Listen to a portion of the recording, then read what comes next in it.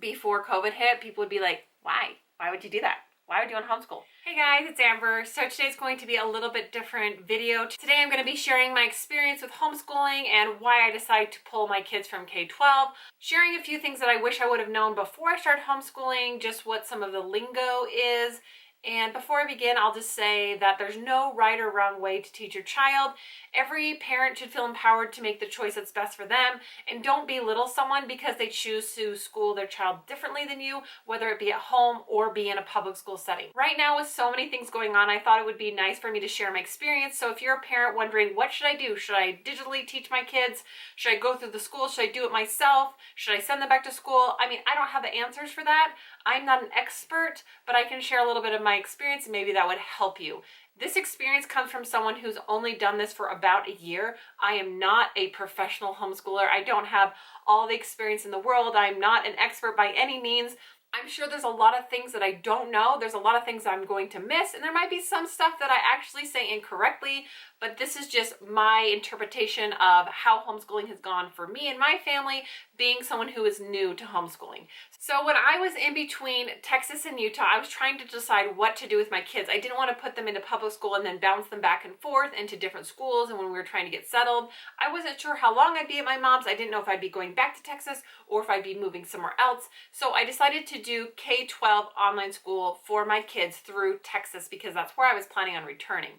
So K12 is a public school that is completely online. It is locally based, but it's not through the elementary school that your child would be assigned to if they were going to go to a brick and mortar school. So basically, they send you a box of all the items that you would need for schooling. So they'll send you any books, any workbooks, any maps or anything like that. They will send giant boxes to your house of art supplies, paint. It's a great option because it's free and they will send everything to your house. So with this, you do have online Zoom calls essentially through their program called Blackboard, where you get to be face to face with your teachers. You also have a little chat box that you can talk to the other students. It is moderated and you do get a little bit of social interaction. They also provide activities that are local that you could go to meet up with your teachers and other kids, a couple times a month. We never did that because we weren't local, because I was still in Utah, but it is an option if you want a little bit of socialization for your kids. So the good things about K12 is it aligns everything out that you need to do. There's no guesswork. It literally says, do this, do this, do this, do this. You know exactly what to do. You don't have to decide what curriculum to choose. Everything is laid out for you. And also all the materials, for the most part, besides a printer, are sent to you. And if you are low income, you can get a computer sent to you, which is nice just to rent. Then you can send it back. So when you have to ship your materials back, they also provide return labels. So there really isn't any cost to do K12. So the things I liked about it is that it was a good program as far as it did teach my kids good basics and good understanding, but there was a lot of reading involved and I felt like there was a ton for my kids to do. It took all day. It is literally public school at home. So you're going to have a lot of tests. You have to get a certain percentage on them before you can move on. And you do have deadlines for all of your assignments. On every Friday, you're going to have little tests that prep you for the year-end tests. In Texas, it was called the STAR. So you'd have those testing that you would still have to do in person. And so it was a lot. It was a little stressful for me because my kids were overwhelmed with the amount of work that you have to do. And there wasn't really any way to self-regulate. Yes, you could do you could do science on Monday and reading on Tuesday. You could choose during the week when you did the things, but you did have assigned classes you had to be present to watch the Zoom for, or you'd have to do the recording later. But it's better if they could be live so they could interact with their teacher and ask questions. But you still kind of had a deadline at the end of every week for when that work needed to be done. So as long as you got it done by Friday, you would be fine.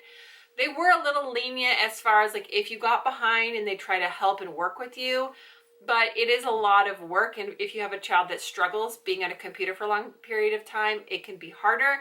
For younger grades, I felt like there was more offline work, and for older grades, it was a little bit more on the computer. So you just have to know your child and know if that's going to be a good choice for you.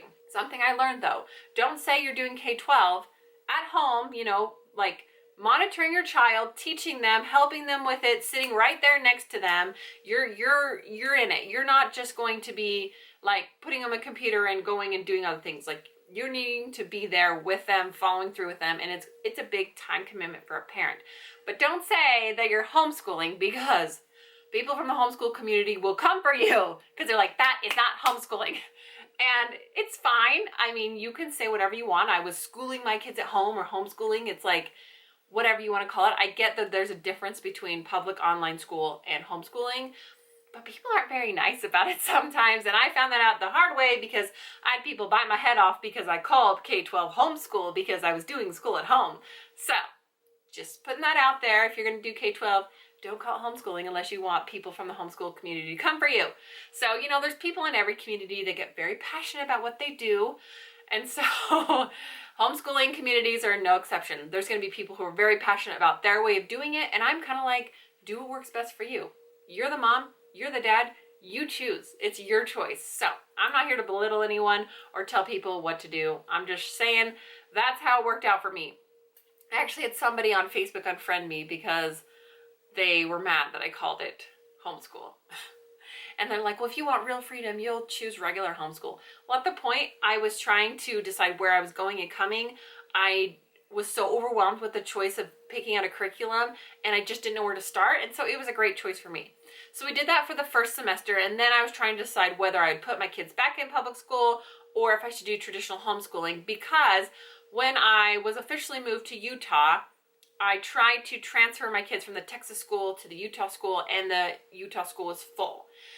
So I was like, okay, they can't get back into K12 in Utah, and I'm really not supposed to keep doing the Texas program because I don't live there.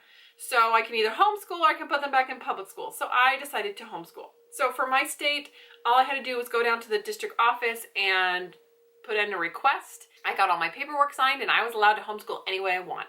There's no regulations in the state of Utah. You are in charge of your child's education. Now, every state is different, so I would just recommend you check your state for their regulations. Some require testing, some require certain subjects. It really just depends on where you live. So your next type of digital learning would be public school through your individual school at home. So this is what a lot of schools are doing right now with their distance learning. Some of them are doing hybrid, where they're going to school part-time and then doing home part-time. This wasn't really an option before COVID happened. Most times schools did not offer any type of individual online class that you could be dealing with your school directly. And so it's nice that it is an option, so your kid could go back to a brick and mortar school once they feel safe to do so in that area, but your kids will be working more directly with teachers that are from their school or assigned to that school. And so it's probably going to be a similar setup. I haven't done that, so I don't have an experience with that, but it's going to be a similar setup where you're going to communicate with your teacher, you're going to have Zoom calls with them, and the kids that are going to be in your classes are going to be local to your area, and they'll be in your grade and have a teacher and everything like that, just like you were going to your regular elementary or junior high school in person. So the next type of homeschool would be through a program that is government funded to give you assistance, but allows you to pick your own curriculum. So in Utah, there is a program called My Tech High where you can sign up and you can get money and funding to help pay for private lessons, to pay for your curriculum, but they do have some regulations on what you're supposed to teach your children, and you also have to submit what you're doing, and you have to submit to state tests. So for those people who are against state testing, this would not be a good option for them. But if you want control over your homeschooling, you want to pick your own curriculum, you want to be able to give your kids extracurricular activities like piano lessons or dance lessons, things like that, but it's just too expensive, this is a great option because it gives you freedom, but also gives you money to be able to afford to buy the curriculum that you want. You just have to be willing to follow some state guidelines. So I don't know that every state has that, but in Utah they do have that, which is a great option for lots of homeschool families. Next is just traditional homeschool. Homeschooling where you get to choose what you do, you choose how you teach your kids. Within homeschooling, there's tons and tons of methods, and I'm not an expert on all the methods, but I'll go over a few of them. When I first got into these homeschool groups, I saw a lot about detoxing, and they're like, oh, you know, don't put your kid right into homeschool, detox them. And I'm like, what does that mean? There's a lot of people that feel like public school is just too much information for kids. So they say, if you pull your kids from public school, you should give them a couple weeks just to relax, to kind of clear their mind, to get off that rigid schedule and just kind of have a little bit of freedom before you start into whatever curriculum you pick for your homeschool. So if you see that, that's kind of what people are talking about. So the first kind of homeschooling is actually called unschooling. This is not something that I choose to do for my children. I feel like there's a lot of positive and negatives, but again, each parent has to decide for themselves what is best. Basically, The method of unschooling, as far as I understand it, again, no expert, is that you don't have like a scheduled schooling for your kids or scheduled curriculum. It's more you kind of let your kids discover on their own will, and you're playing outside and they're looking at leaves, so let's talk about leaves. You're outside and you're looking at animals, so let's talk about animals. It's like you kind of just go along with what your child is learning naturally and enhance that instead of having like structured lessons. There are some people who do a combination of regular homeschool and unschooling, and there's some people who unschool and they don't really have lessons at all. They just basically let their kids play. So again, there could be positive and negatives to that. I have seen some videos from unschooling moms who regret their decision because their children were really delayed in reading and other things that are important for college and other kinds of careers, but others flourish in this type of schooling environment. So again, it's up to you and how you do it. And I think it's one of those things, if you're going to unschool, you have to make sure you're actually teaching them something and not just letting your kids run wild all the time and not doing anything with them. But again, no judgment. But then you have some people that just do more traditional. They buy a curriculum, they follow it. Some people have more freedom to say, hey, we're going to do this day and this day, and kind of have a general schedule. And then there's people that are very classical with their homeschooling, where it's like, we're up at 9, then we do our history, then we do our math, then we have recess, then we do lunch. And they kind of plan it out like a normal school day, but they're having their homeschool curriculum at home.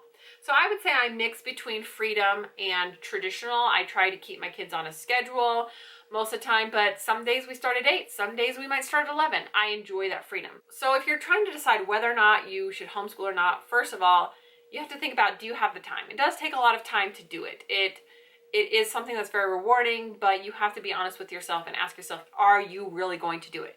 Are you really going to be able to give your kids an education? And don't worry about knowing the information as much, because the books will guide you. If you get a curriculum, they'll have parent guides, they'll have stuff. Like, I just thought, like, there's no way I could ever do this. But after doing K12 and being so involved, I was like, you know, I actually really can do this. Like, I'm more empowered to do this than I think that I am. I remember more stuff than I think, but at first it just seems so overwhelming. Like, I can't do this. I don't know how to do this. I can't teach my kids, you know? But you really can. If you want to, you really can. You just have to make sure that you're willing to make it a priority and actually do it. Because if you just buy the books and say, kids, go teach yourself, it's just, nothing's going to happen. Let's just be honest. So you could choose it for safety. Like right now, if you're really concerned about your child's safety and well-being during COVID, that's a good choice. You can choose your own curriculum. If you're worried about what they're teaching in public schools, you don't agree with what they teach, you don't agree with any kind of state testing. There's a lot of people that don't agree children should be tested. That would be a good reason. If you're worried about bullying, if they're being picked on at school, or there's just some unsafe environments. Also just freedom. If you just want the freedom to be like, I don't want to school today, I want to school on Saturdays, I want to school at night, I want to school whatever. Like, just being able to be free. And also that gives you the ability to travel. There's people that like to get in their motorhome and travel around the world, and they do their homeschool in their, motorhome. And that's amazing. It's amazing that they have that ability to do that. So there's lots of different reasons why people choose to homeschool. I feel like before COVID hit, people would be like, why? Why would you do that? Why would you want to homeschool? I think people have come around and they're like, actually have respect for people who homeschool. They're not just like, oh, your kids are going to be weird, they're not going to be socialized. I'm like, I promise you, my kids are not weird.